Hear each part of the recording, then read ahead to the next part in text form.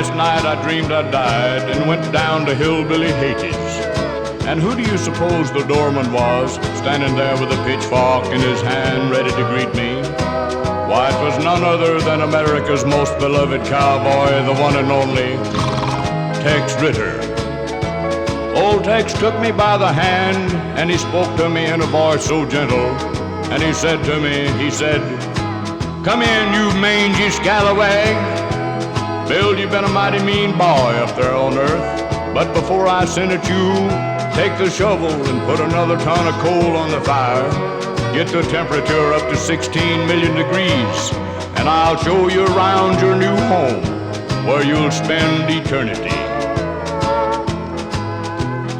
Oh, what a warm, sizzling night. Old Tex said, "Step over this way just a few feet. There's some of your other buddies I'm sure you'll want to greet." I turned around, and as quick as a flash, standing there in front of me was Johnny Cash. Minnie Pearl was passing out roasted chicken, and standing side by side midst all the action was Charlie Pride and Wanda Jackson. I tiptoed through the brimstone, I slipped and I staggered, looked down at my feet, there lay old Merle Haggard in Hillbilly Heaven. Oh, what a terrible sight. Well, old Tex handed me a long piece of chalk, about as long as Roy Acuff's yo-yo string. He says, "You see that great long step ladder made out of red-hot pokers?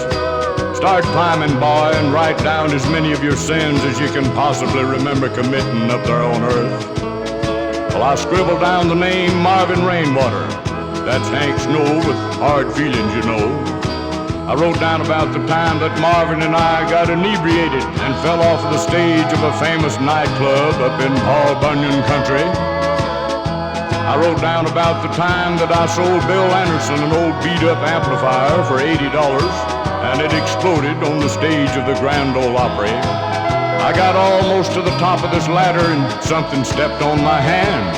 I looked up to see what it was, and it was George Jones coming down for another box of chalk. Yes, I dreamed I was there in the Hillbilly Heaven. Oh, what a night.